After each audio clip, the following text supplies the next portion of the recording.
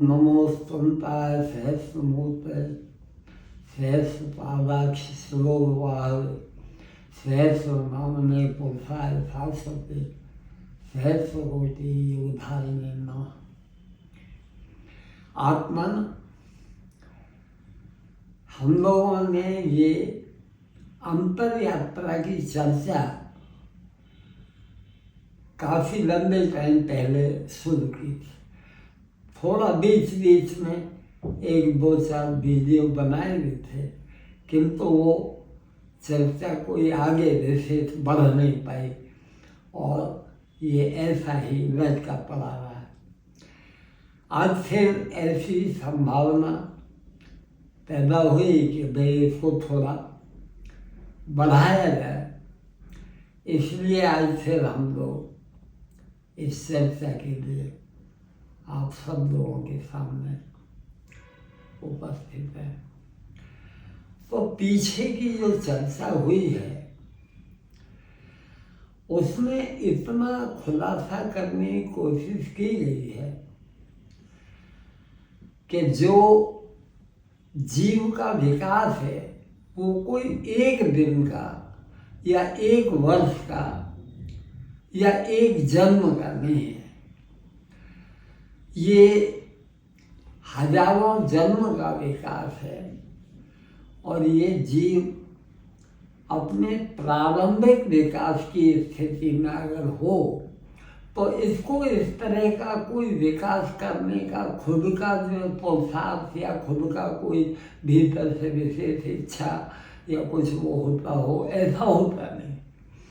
प्रारंभिक विकास की जो स्थिति है वो लगभग पशुता से एक तरह का समानता आप लोग ले सकते हैं। खाना पीना सोना, अपना गमा अपना अणगमा, एक तरह की जो प्रारंभिक बिल्कुल नंगे स्वार्थपूर्ण कर्म की जो गति है उस तरह का जीवन पशु के जैसा, जिसमें चार चीज़ों की चर्चा आती है: आहार, निद्रा, भय और मैथुन। ये मनुष्य में और पशु में दोनों में समान है, किंतु ये जो मनुष्य का विकास होकर के आया है उसमें बुद्धि के विशेष विकास की स्थिति बनी है और उसमें से उसकी ये अंतर यात्रा का आगे बढ़ने का संभावना खड़ी हो पाती है। तो यहाँ पे यही बात आ जाती है कि ये जो विकास है वो प्रारंभिक विकास में उसको जीव को ऐसा विचार ही नहीं आता है कि उसे कहीं कुछ विकास करना है, कुछ और है, कहीं कुछ है क्या। जो कुछ ये दिखाई पड़ रहा है ये जगत, इस जगत में दो ही वस्तु हैं, प्राणी है और पदार्थ है। ये मनुष्य प्राणी है और मनुष्य प्राणी को आज पूरी दुनिया की आबादी लगभग 800 करोड़ है। 800 करोड़ आबादी के मनुष्य प्राणी, इसके अलावा इतर प्राणी, पशु हैं, पंछी हैं, जीव हैं, दूसरे और। तो जो भी ये जगत है इसमें केवल दो ही चीज़ें, प्राणी हैं और पदार्थ हैं। पदार्थों में मकान है, जमीन है, जायदाद है और कुछ है, और बस प्राणी और पदार्थों का पसारा है। प्राणी और पदार्थों के पसारे के साथ जैसे पशु जो है प्रारंभिक स्थिति में अपना विकास करके आगे चलते जाते हैं, वैसा ही इस मनुष्य जन्म की प्रारंभिक स्थिति में होता है। वो जो प्रारंभिक विकास है वो भी इतना धीमा है, बहुत धीमे धीमे कुदरत उसको आगे बढ़ा के वो करती है। तो उसी स्थिति में भी उसके हजारों जन्म निकल जाते हैं। तो कहने का मतलब केवल इतना है कि ये जो अंतर यात्रा है, ये अंतर यात्रा जो है कोई एक जन्म की या एक जो है उसकी नहीं है, हजारों जन्म का पीछे का विकास इसके जीव लेके आता है, उसकी अपनी स्थिति है।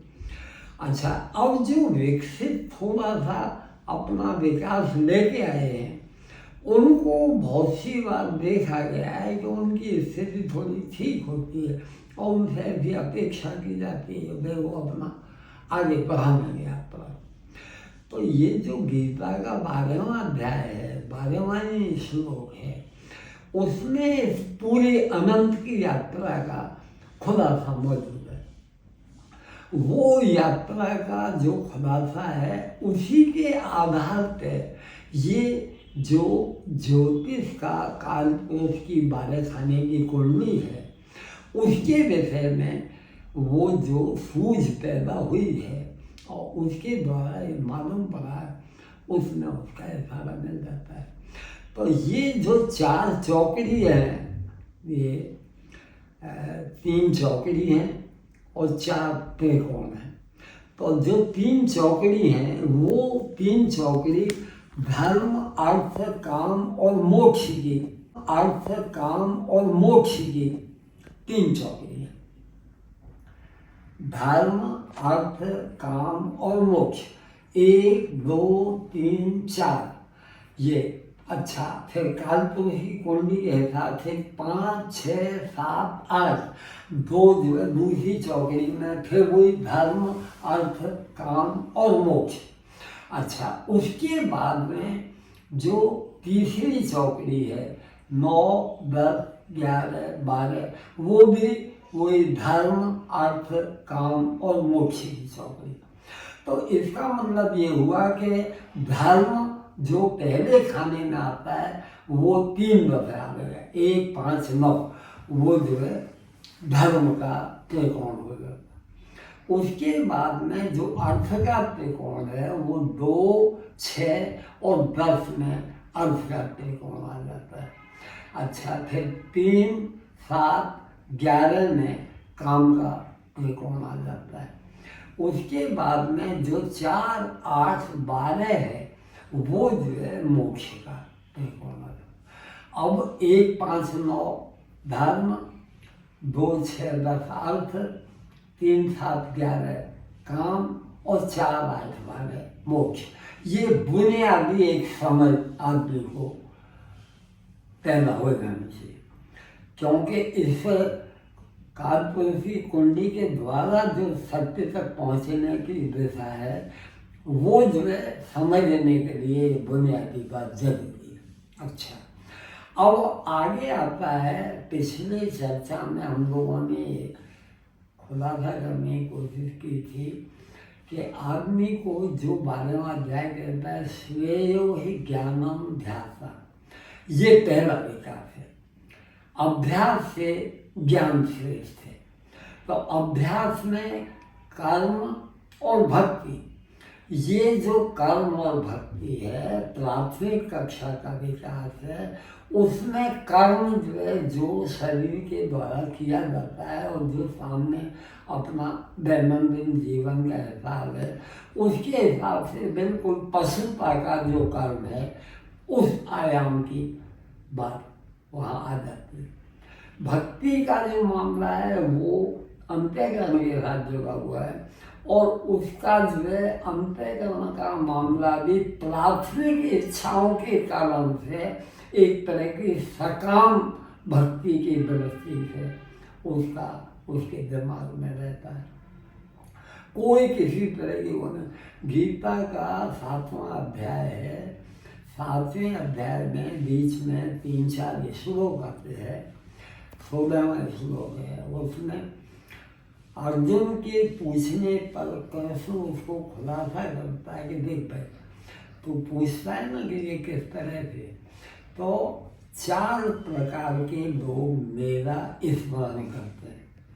वो कहते हैं आर्त, अर्थार्थी, जिज्ञासु, अनेज्ञानी। अब ये जो 4 प्रकार के लोग जो है मेरा स्मरण करते हैं उसका वो कहता है, तो उसमें जो आर्त है और अर्थार्थी है। ये आर्त और अर्थार्थी ये प्रारंभिक पशुता की स्थिति जुड़ा हुआ मामला है। मेरी ये तकलीफ है, ये दूर हो जाए, उसके लिए भगवान को वो पकड़ता है। मुझे ये चाहिए, उसके लिए वो भगवान को पकड़ता है। तो वो जो प्रारंभिक अभ्यास है, उस प्रारंभिक अभ्यास में जो इच्छाएं हैं वो जो है अर्थ और काम की इच्छा दोनों, वो बिल्कुल पशुता का और प्रारंभिक विकास मानूंगा। उसके बाद में उसको इतना विकास हो गया, और जैसे बच्चा 9वें-10वें दर्जे में आ जाता है, उसके बाद में उसकी खास जिम्मेदारी शुरू होती है। वो नई कोई भी ब्रांच लेता है, कुछ वो करता है आगे दर्शन। तो उसी तरह का इस जीव की अंतर यात्रा की विकास की स्थिति में भी ऐसा ही है। जो पीछे से 10वें तक की पढ़ाई का अपना तैयारी लेके आया है, वो जो है जिम्मेदारी पूर्वक दूसरे आयाम में जाने के लिए कोशिश करता है। और वहाँ दूसरे आयाम में जाने के लिए उसको किसी तरह से वो जो उसने इशारा किया है, श्रेयो हि ज्ञानमभ्यास, अभ्यास से ज्ञान श्रेष्ठ है। तो वो ज्ञान जो है वो परोक्ष ज्ञान है, अध्ययन है, वाचन है, चिंतन है, मनन है, कहीं कथा है, भागवत है, कहीं कोई प्रवचन है, दूसरे और कोई गुरु मिल रहे हैं, वैसा है, उनसे कुछ। तो उसको परोक्ष ज्ञान का अनुभव थोड़ा बहुत हो और उसका आयाम बदलने की स्थिति हो।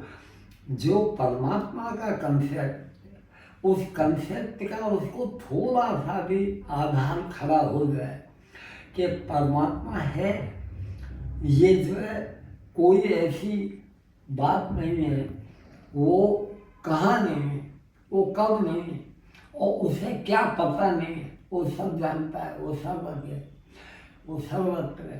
तो ये जो मैं उसको क्या कहूँ कि मेरी ये इच्छा है वो पूरी कर दो, मेरी ये तकलीफ है वो दूर कर दो, उसको इतना जब समझ में आने लगता है और परमात्मा का कंसेप्ट उसके जो है दिमाग में क्लियर होना शुरू हो जाता है, तब उसके दूसरे आयाम की यात्रा शुरू होती है। अब ये दूसरे आयाम की यात्रा है, वो उसी तरह से जैसे पीछे के जो उसने दिखाया है कि एक ये ऊपर जाता है, 1 5 9 2 6 10 3 7 11 और 4 8 12। अब 4 8 12 से घूम करके दूसरी बाजू से जब यात्रा आगे चलती है, तो 4 8 12 के बाद में पहले 3 7 11 आ गए। 3 7 11 जो है वो भक्ति के साथ जुड़ा हुआ है।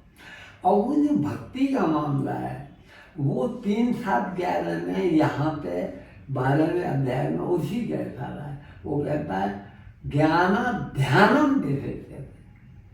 अगर ज्ञान के उस परोक्ष ज्ञान के द्वारा परमात्मा के कंसेप्ट की धारणा खड़ी हो गई है, तो उसका फिर ध्यान रहना शुरू हो जाए। आदमी को परमात्मा का ध्यान बना रहेगा, धारणा नक्की हो गई है। भले ही मैंने उसको देखा नहीं, मैं जानता, मगर इतने लोगों सुना, इतना कथा भागवत हो, मैंने 10 साल 20 साल इसमें खराब किए, तब मुझे इतना कुछ जो निश्चय हुआ है, तो उसको वो पकड़ करके फिर आगे चलता है। तो वो जो कहता है ज्ञाना ध्यानम जैसे कहते, तो वो ध्यान जो है वो 3 7 11 के ट्रायंगल की जो भक्ति की स्थिति है, सकाम भक्ति छूट करके अब उसकी एक प्रकार की निष्काम भक्ति की स्थिति खड़ी होना शुरू हो जाती है। जो निष्काम भक्ति है, जब वो ध्यान है, जो कहता है कि ज्ञाना ध्यानम विशेषते, तो धारणा के आधार पर परमात्मा का ध्यान बना रहता है। और अगर वो ध्यान की गहरी स्थिति बनने लगती है, तो आदमी का मन शांत होना शुरू हो जाता है। मन शांत होता है तो आदमी की सक्षमता बढ़ती है। आदमी की सक्षमता बढ़ती है, समर्थता बढ़ती है, तो कर्म का जो दूसरा आयाम खड़ा होता है, वो जो है उसका पालन करने में सक्षम होता है। कर्म का दूसरा आयाम, जो पहला आयाम था जिसमें पहले डायमेंशन में विकास है, वहाँ बिल्कुल स्वार्थपूर्ण कर्म है, नंगा, केवल मेरा खाना, मेरा पहनना, मेरी जिंदगी, मेरा मन, कोई दूसरों के बारे में ज़्यादा विचार करना, तो वो प्राथमिक स्थिति। किंतु यहाँ दूसरे आयाम में अब जो है ध्यान के द्वारा जो समर्थता मिली है उसके आधार पर वो जो जीव है, जो विकास की यात्रा में आगे बढ़ गया है, उसको जो है जो कर्म की स्थिति है वहाँ उचित और अनुचित, पहले था गमा और अणगमा, मुझे जो अच्छा लगता था वो करता था, वो ठीक है गलत है वो कोई विषय नहीं। तो वो जो स्थिति थी, जो सकाम भक्ति की स्थिति थी, वो खत्म होने से जो निष्काम भक्ति की स्थिति खड़ी हुई, उसके द्वारा उसको धर्म का पालन करने की क्षमता पैदा होती है। धर्म क्या है? उचित का पालन करना वो धर्म है, और अनुचित को छोड़ना वो तुम्हारा धर्म है। जो उचित है उसे नहीं पकड़े, जो अनुचित है उसे पकड़े, वो धर्म नहीं है। और धर्म के पालन के द्वारा उसकी यात्रा आगे बढ़ती है।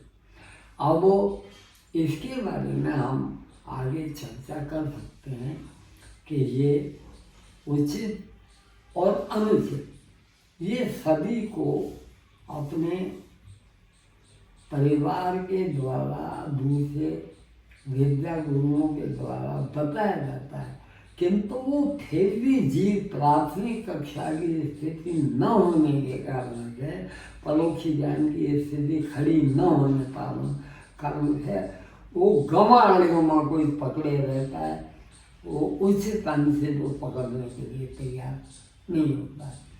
ये परोक्ष ज्ञान की स्थिति दृढ़ हो, धारणा खड़ी हो, परमात्मा का जो कंसेप्ट है वो खड़ा हो, तो उसकी यात्रा आगे बढ़ पाती है। इस चर्चा को हम लोग आगे बढ़ा सकेंगे।